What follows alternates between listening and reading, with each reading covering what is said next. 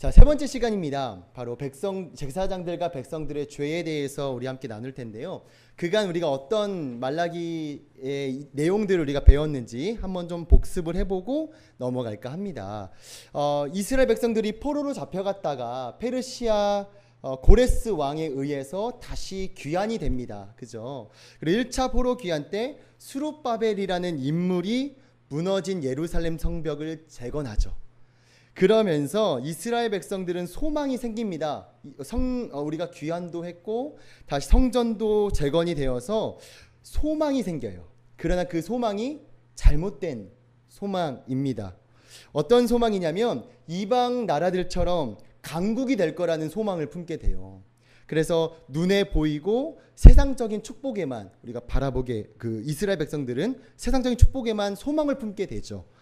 하나님의 소망은요, 단순히 이스라엘 나라만 구원해 줄 메시아가 아니라 온 인류를 죄 가운데 구원할 영원한 생명을 주신 그 메시아를 기대하기를 바라셨는데, 이스라엘 백성들은 그 메시아를 기대하지 않고 가시적인 축복, 번영으로만 기대하고 있었습니다. 기대감이 컸는지 실망감도 컸나 봅니다. 실제로 기대한 것처럼 가시적인 축복과 번영은 이루어지지 않았고요. 흉년과 기근, 그리고 경제적으로나 또 외교적으로 힘들어집니다. 그러면서 원망하기 시작하죠. 누구를요? 하나님을 원망하기 시작합니다. 하나님이 살아계시면 이러시지 않으셔야 될 텐데 하나님에 대한 사랑과 공의에 대해서 실망하고 의심하기 시작을 하죠. 그러면서 이스라엘 백성들, 특별히 이제 제사장들과 백성들이 삐뚤어지게 행동을 합니다. 하나님이 살아계시면 이러지 않으셔야 될 텐데 우리를 사랑하지 않으신가 보다 라는 어떤 그런 왜곡된 마음들 때문에 삐뚤어지게 행동을 하게 돼요. 그 삐뚤어지게 어떤 삶을 사는지 오늘부터 본격적으로 하나님이 언급을 하십니다. 자, 오늘부터 어떤 삐뚤어진 삶을 살았는지 한번 들어가 보도록 하겠습니다. 자, 6절을 같이 한번 읽어보도록 하겠습니다. 시작. 너희에게 이르기를 아들은 그 아버지를, 종은 그 주인을 공경하나니 내 아버지일진데 나를 공경함이 어디 있느냐? 내가 주인일진데 나를 두려워함이 어디 있느냐 하나 너희는 이르기를 우리가 어떻게 주의 이름을 멸시하였나이까 하는도다. 본문에서 말하고 있는 것처럼요, 말라기 선지자는 하나님 여호와, 그리고 하나님과 이스라엘 관계를 부자 관계, 아버지와 아들, 그리고 주종 관계, 주인과 종의 관계로 시작을 합니다. 아버지와 아들 관계를 언급하신 이유는 하나님의 절대적인 사랑의 표현을 언급하신 겁니다. 그리고 사랑의 관계뿐만 아니라 주인과 종의 관계를 언급함으로써 이스라엘에게 대한 하나님의 주권, 하나님의 능력, 하나님의 권위에 대해서 함께 전하고 있죠. 우리가 여러분 관심 깊게 봐야 할 것은요, 지금 하나님은 백성들의 죄, 제사장들의 죄를 지적하고 언급하시기 전에 무엇부터 밝히고 있냐면 이스라엘 백성들과 하나님의 관계부터 밝히고 있다는 사실입니다. 지금 하나님은 죄를 지적하는 것, 너가 윤리적으로나 율법적으로 잘못했다라는 것을 지적하는 것보다 먼저 뭘 말하고 싶었냐면 그 근본적인 것, 하나님과의 관계가 틀어짐으로써 오는 결과들을 지금 하나님은 말씀하고 있다는 사실입니다. 이 말씀을 들으니까 제가 중고등부 때 이야기가 기억이 나는데요.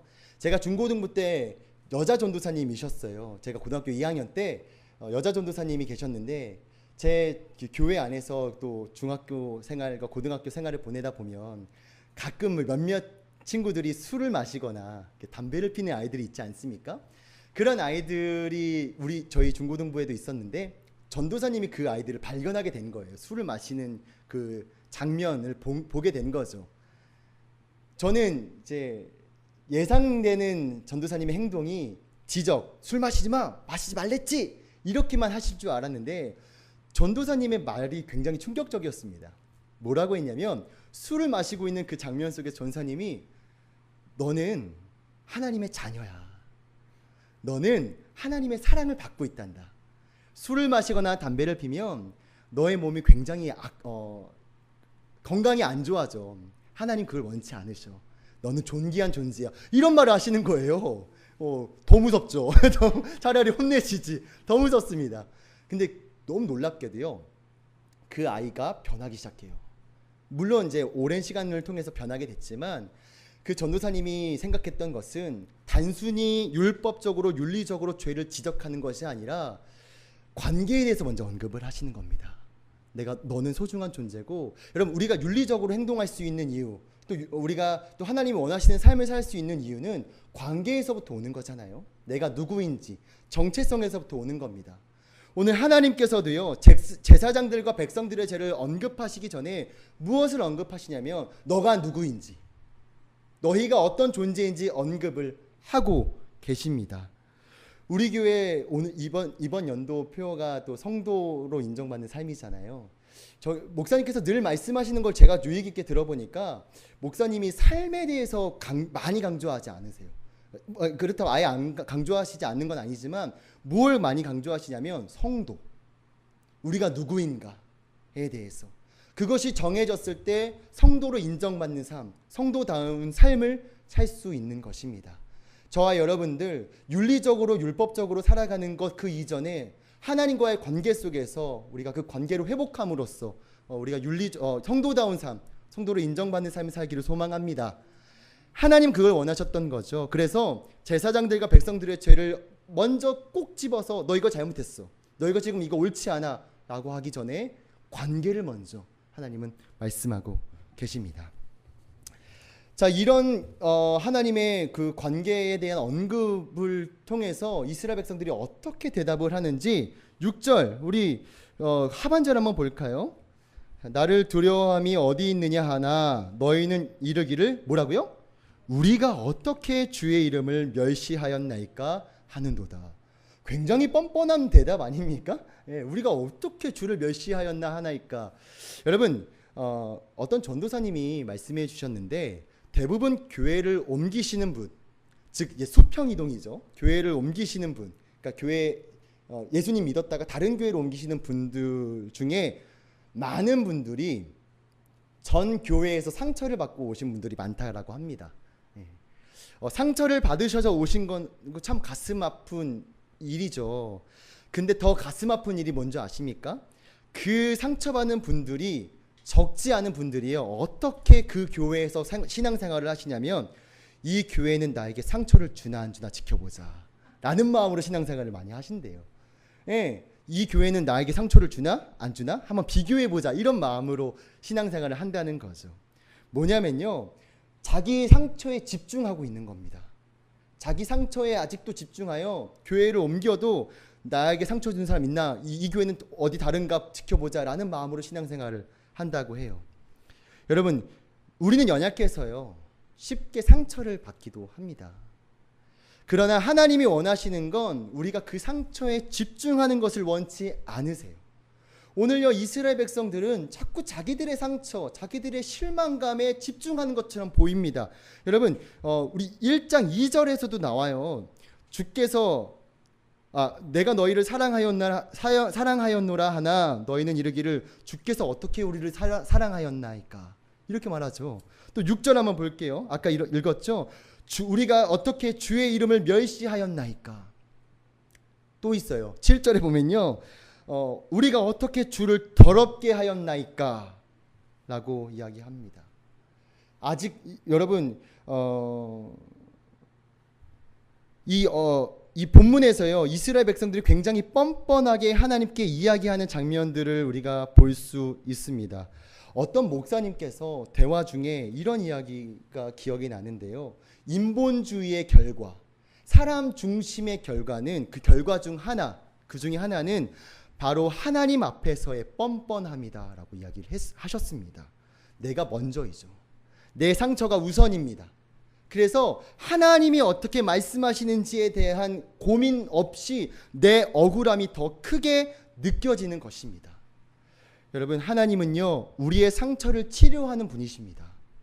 그러나 치료만 하시는 분이 아닙니다. 그분은 우리의 아버지시며 동시에 주인이시고 만물의 통치자이십니다. 제가 아는 집사님 중에 전에 사역했던 교회 집사님 중에 수양회를 수련회 어떤 기도회를 많이 다니시는 분이 계세요. 근데 그분은 어떤 기도회만 다니시냐면 쓴뿌리 치유 기도회만 다니십니다. 한 5년 동안 다니셨는데 아직도 쓴뿌리가 계속 있으신가 봐요. 그걸 보면서 일시적으로 위로받는 것, 내 상처에 집중해서 내 상처만 치유해 주신 하나님만 바라는 것, 그건 옳지 않구나라는 생각을 하게 됐습니다. 여러분, 인생을 살아가다 보면 예기치 않은 상처들이 분명히 있습니다. 지금 이스라엘 백성들처럼요. 그러나 그 상처에 너무 집중하셔서 하나님을 바라보지 못한다면 그 상처는 쉽게 치유되지 않습니다. 시선을 돌려서 하나님을 바라보고 나의 상처까지도 내어 맡길 때 그때 비로소 하나님 우리의 상처를 치료해 주실 줄 믿습니다. 지금 이스라엘 백성들은요, 아직도 자신의 억울함, 자신의 실망감에 매여 있어서 우리가 어떻게 라고 뻔뻔하게 하나님 말씀 앞에 대항하고 있죠. 더 심각한 이야기가 펼쳐지니까요, 여러분 놀라지 마시고 우리 7절 같이 한번 읽어보도록 하겠습니다. 7절 함께 읽을까요? 시작. 더러운 떡을 나의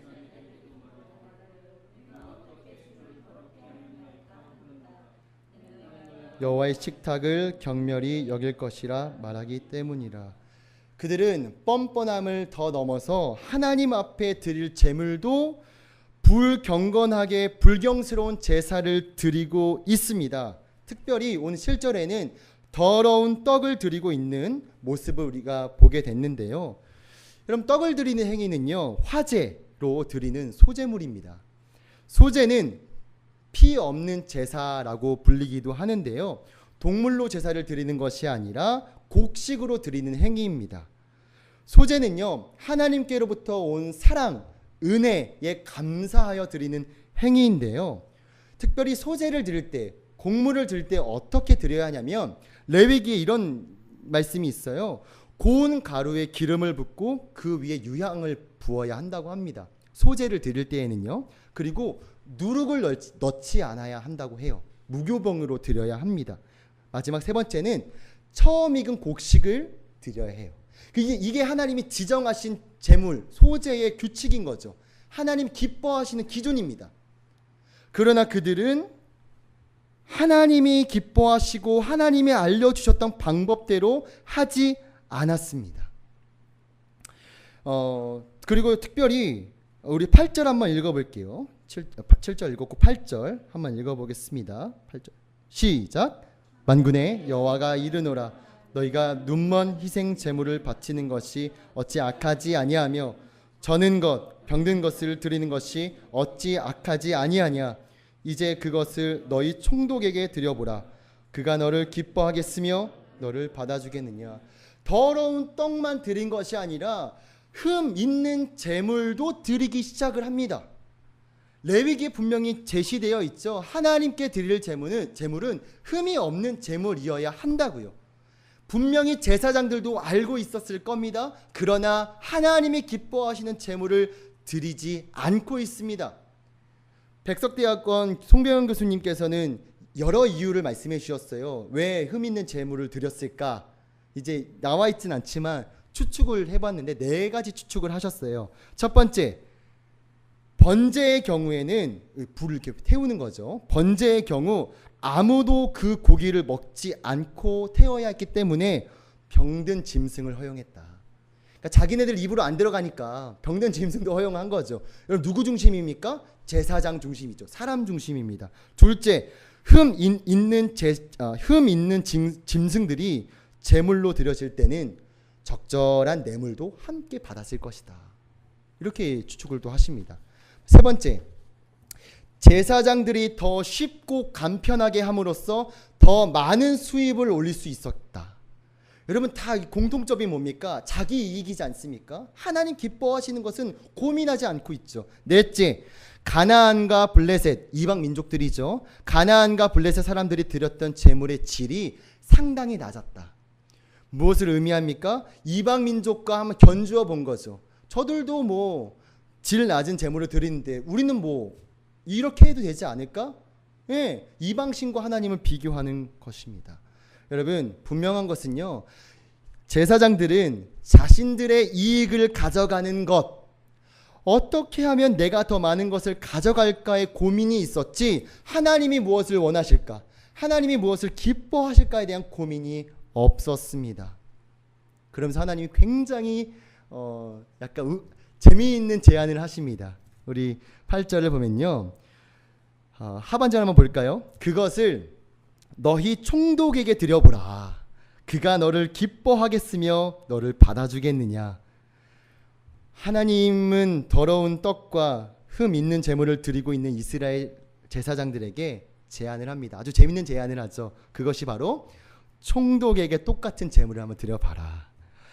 아마도요, 이스라엘 사람들 중에 그 누구도 총독에게 흠있고 병든 짐승들을 드릴 대담한 자는 없었을 겁니다. 왠지 아십니까? 잘못하면 생명의 위협이 있기 때문이죠. 그런데도 이들은요, 온 세상의 왕이시자 다름 아닌 만군의 여호와께 인간 권력자에게도 바칠 수 없는 형편없는 제물을 지금 드리고 있다라는 겁니다. 여러분, 우리도 한번 모습을 점검해 봐야 됩니다. 눈에 보이는 권력, 그죠? 실제로 내 실생활에 영향이 있을 것 같은 힘 앞에서는 깨갱하고 있지만 보이지 않는 하나님, 그러나 만물의 통치자이신 그 하나님 앞에는, 그 능력 앞에는 우리가 괄시하고 있지 않은지요. 하나님은요, 세상의 어떠한 권력보다 더 위대한 분이시며 세상의 권력자를 창조하신 분이십니다. 믿으십니까? 여러분, 그 분이, 그 하나님이 눈에 보이지 않는다고 경외함을 잃어버려선 안 될 것입니다. 이런 백성들의, 제사장들의 모습을 보면서 하나님은 충격적인 발언을 하십니다. 얼마나 화가 나셨는지 우리 한번 10절을 읽어보도록 하겠습니다. 10절 같이 한번 읽어볼까요? 시작. 헛되이 불사르지 못하게 하기 위하여 너희 중에 성전 문을 닫을 자가 있었으면 좋겠도다. 내가 너희를 기뻐하지 아니하며 너희가 손으로 드리는 것을 받지도 아니하리라. 여러분, 그렇게 들을 거면 차라리 성전 문을 닫는 것이 낫다라고 말씀을 하십니다. 여러분, 저는요, 이 말씀을 보면서 제 생각은 비록 조금 흠이 있더라도 예배를 아예 안 드리는 것이 과연 옳을까라는 생각을 하게 됐어요. 근데요, 하나님은요, 그 이슈에 대해 강경한 입장을 고수하십니다. 즉, 엉터리로 드릴 바에는 차라리 예배를 드리지 말라라는 경고입니다. 왠지 아십니까?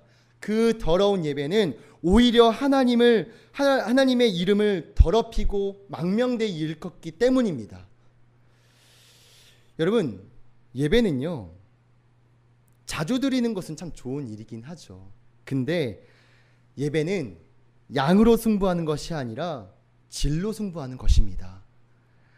우리는 좋은 예배, 곧 하나님께서 기뻐하시는 예배를 드리기 위해 고민하고 마음을 다해야 될 줄 믿습니다. 단순히 나 수요예배 참석했고 새벽 예배에 참석했고 내가 예배 드리는 횟수가 많나가 하나님께서 기뻐하실 큰 기준이 아니라는 것이죠. 그 예배 하나하나가 과연 하나님께서 기뻐하시는 예배인가? 그렇지 않는다면 하나님은 말씀하고 계십니다. 차라리 성전 문을 닫는 게 낫다라고요. 우리의 마음을 한번 점검해 봅시다. 과연 우리는 예배를 드리고 있는 횟수 혹은 주일날 내가 예배를 드렸다는 그 사실 하나만으로 위안을 얻고 계십니까? 여러분, 하나님은요, 하나님이 기뻐하시는 예배에 집중하기를 원하신다라고 오늘 말씀하십니다. 저와 여러분들 습관적으로 예배를 드리고 계셨다면 하나하나, 예배 하나하나 정말 정성을 다하여 온 마음을 다하여 주님께 예배 드리기를 소망합니다. 아멘. 자, 10절을 함께 읽었고요. 우리 11절 한번 읽어보겠습니다. 11절 시작.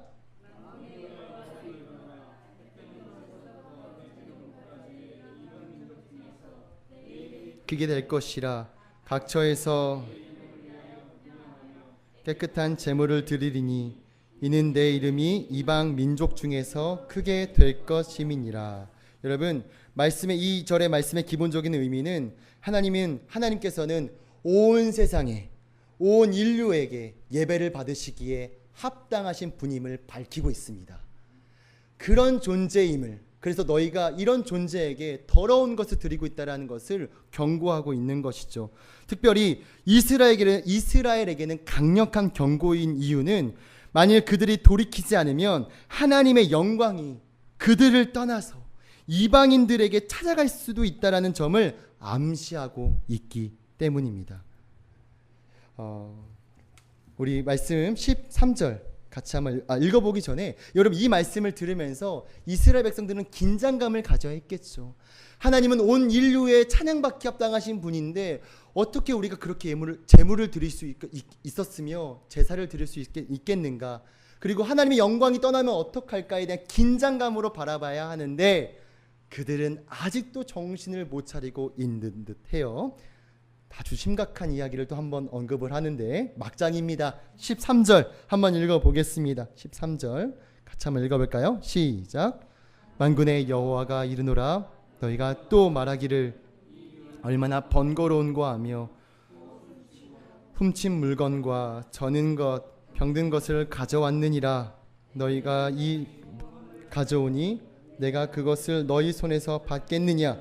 이는 여호와의 말이니라. 여러분, 이스라엘 제사장과 백성들이 또 망언을 합니다. 13절에 보면 이 일이 얼마나 번거로운고 하며 코웃음을 친다라고 하죠. 그래서 훔친 물건과 저는 것 병든 것을 가져왔다라고 이야기를 합니다. 여러분, 하나님이 명하시는 것, 하나님이 기뻐하시는 것을 지금 제사장들과 백성들은 어떻게 반응하냐면 얼마나 번거로운고라고 대답을 해요. 여러분, 이 시대와 너무 비슷하다라고 저는 느꼈습니다. 여러분, 지금이 어느 시대인데 교회에 나가서 예배를 드리냐라고 고백되어지는 시대입니다. 인터넷으로 예배를 물론 사정이 안 돼서 인터넷으로 예배 드리는 것은 제외입니다. 그러나 무교회주의자들, 교회에 나가는 것을 얼마나 번거로운 거라고 하면서 고백하는 자들, 그리고 지금 어느 시대인데 11조를 꼬박꼬박 하냐, 전 실제로 들은 고백입니다. 지금이 어느 시대인데 헌금은 계좌이체로 해야 되는 거 아니냐라는 이야기도 들립니다. 여러분, 그것이 잘못된 것은 아니지만 간편하게 편리하게 만드는 그 행위가 중심을 놓치기에 가장 위험합니다. 예배의 본질, 하나님과의 관계의 중심은 편리하고 세련되고 간편한 게 절대 아닙니다. 시대가 변해도 결코 변하지 않는 것은 하나님은 예배받기 합당하신 분이라는 것입니다. 온 마음과 정성을 다해 예배해야 하는 존재라는 것입니다. 여러분, 때로는 불편할 수도 있어요. 시대에 맞지 않는다라고 할 수 있습니다. 지금이 어느 시대인데. 그러나 우리가 놓치지 말아야 할 것은 예배는 신령과 진정으로 온 마음을 다하여 하나님을 예배하는 것입니다. 어렸을 때 저도 보수적인 그 신앙 아래서 자란 모태 신앙인데요. 저희 부모님이 예배를 드릴 때 주일학교 때부터 허락하지 않은 것이 있습니다. 그것이 뭐냐면 복장입니다. 교회를 나갈 때 몇 가지 복장이 있었는데 무릎 위로 바지를 입으면 안 됐었고요. 슬리퍼 신으면 안 됐었습니다. 슬리퍼를 신으면 안 됐고 양말 꼭 신어야 됐고, 그래서 굉장히 불편했고, 특별히 저희 어머니가 절대 교회에선 껌 씹으면 안 돼 라고 해서 전 껌 씹으면 지옥 가는 줄 알았어요. 그래서 껌 씹으면 안 된다라고 자꾸 그렇게 말씀하시길래 꼭 지키고 있었는데 뭔가 반항심이 든 거예요. 중학교 1학년이 딱 되자 나 이제 중등부에 올라갔으니까 반바지도 한번 입어보고 싶고 교회 갈 때 쪼리를 너무 신고 싶은 거예요. 쪼리를 짝짝 신고 껌도 한번 씹고 싶어서 그렇게 엄마 몰래 예배를 드렸어요. 근데 여러분, 진짜 무서운 게 뭔지 아십니까? 그렇게 예배를 드리러 가니까요, 제 행동이 불량스러워지는 거예요. 잘 들었던 아이였는데 쪼리 하나 때문에 내가 다리를 꼬기 시작하고 되게 뭔가 풀어지는 모습들이 보여집니다. 제 마음이 풀어진 거죠. 왜 부모님이 복장에 대해서 지적하셨는지 이제야 알 것 같다라는 생각이 듭니다. 여러분, 복장이 예배 본질은 아닙니다. 그죠? 본질은 아니지만 예배 본질을 흐릴 수 있는 것이기 때문에 그때서야 복장에 대한 어머니의 말씀이 이해가 되기 시작했죠. 무슨 얘기를 하고 싶냐면요, 뭐 그런 옷 입지 말아라 이런 게 아니라 편리함과 간편함은 나쁜 건 아닙니다. 그죠? 편리함을 통해서 복음이 전해질 수 있지만 편리함과 간편함 세련됨이 예배의 본질을 흐리게 된다면, 그것이 얼마나 번거로운 거라고 고백하게 된다면 그것은 나쁜 것입니다. 여러분, 편리함과 간편함보다 더 중요한 것은 하나님께 신령과 진정으로 전심으로 예배해야 된다라는 그 사실 결코 잊지 마시길 바랍니다. 아멘. 자, 14절 마지막 절입니다. 함께 읽어볼게요. 시작. 그 서원하는 일에 흠 있는 것으로 속여 내게 드리는 자는 저주를 받으리니 나는 큰 임금이요 내 이름은 이방 민족 중에서 두려워하는 것이 됨이니라. 만군의 여호와의 말이니라. 여러분, 14절에는요 하나님께 사기를 치는 행위까지도 빈번하게 나타납니다. 이스라엘 백성들은 하나님께 심지어 사기를 치는데 어떤 사기였냐면, 그들이 서원을 할 때 희생제물을 바꿔치기 하는 일들이 이루어집니다. 제의적 요구에 합당한 수컷 동물, 수컷 짐승을 제물을 드리다가 서원제사가 마칠 때쯤 금세 흠이 있는 제물과 맞바꿔치기를 합니다. 이거는 하나님이 기뻐하시지 않는 행위였죠. 우리 레위기 한번 말씀을 한번 찾아보기를 원하는데요. 레위기 27장으로 한번 가보도록 하겠습니다. 레위기 27장 9절에서 10절입니다. 서원 제사를 드릴 때 하나님이 경고하셨던 말씀인데요. 레위기 27장 9절에서 10절 같이 한번 읽어보겠습니다. 레위기 27장 9절에서 10절 시작. 사람이 서원하는 예물로 여호와께 드리는 것이 가축이면 여호와께 드릴 때는 다 거룩하니 그것을 변경하여 우열간 바꾸지 못할 것이요 혹 가축으로 가축을 바꾸면 둘 다 거룩할 것이며. 10절까지입니다. 네, 하나님은요 희생제물을 바꿔치기 하는 것을 원치 않고 계십니다. 그것을 변개하여 우열간 바꾸지 못할 것임을 분명히 밝히고 있는데 그들은 우열간 교체를 행하고 있죠. 아주 뻔뻔하게 말이죠. 그들에게 하나님은 저주를 내리신다라고 말씀하고 계십니다. 여러분, 오늘 읽은 본문은 상당히 불쾌한 내용들이 많았습니다. 눈살이 찌푸려진 이야기도 많았고요. 특별히 이스라엘 제사장과 백성들의 죄, 하나님을 생각하지 않고 내 상처, 내 이익, 내 편의를 더 많이 생각했던 그들의 모습들, 하나님이 어떤 분이신지 놓치고 있으며 하나님과 나와의 관계가 어떤 관계인지 놓치고 있음을 보게 됩니다. 그러한 하나님이 14절 하반절에는 이렇게 말씀하십니다. 나는 큰 임금이요 내 이름은 이방 민족 중에서 두려워하는 것이 됨이니라. 만군의 여호와의 말이니라. 여러분, 우리 이 말씀을 보면서 우리 또한 이런 모습이 있는지 점검해 봐야 합니다. 하나님은요 오늘 이 말씀을 통해서 단순히 우리의 죄를 지목하기 위해서 너 이거 잘못했잖아, 너 이거 잘못했잖아, 이걸 지적하기 위해서 이것을 열거하고 말씀하신 것이 아니라 다시 한번 그 관계의 회복을 명하고 계십니다. 저는 이 말씀을 준비하면서 우리 교회 표어가 자꾸 생각났어요. 성도로 인정받는 삶. 성도로 인정받는 삶이 과연 무엇일까? 진짜 도덕적으로 윤리적으로만 살아가는 것일까? 그거 이전에 우리가 진짜 고민해야 될 것은 하나님과 나와의 관계는 과연 어떤 관계인가? 하나님은 어떤 분이시며 나는 어떤 존재인가? 그것이 우리 가운데 잘 정리될 때 성도로 인정받는 삶, 성도다운 삶을 살아낼 줄 믿습니다. 저와 여러분 이번 한 주도 그런 삶을 살아내는 귀한 한 주가 되기를 소망합니다. 기도하고 마치겠습니다.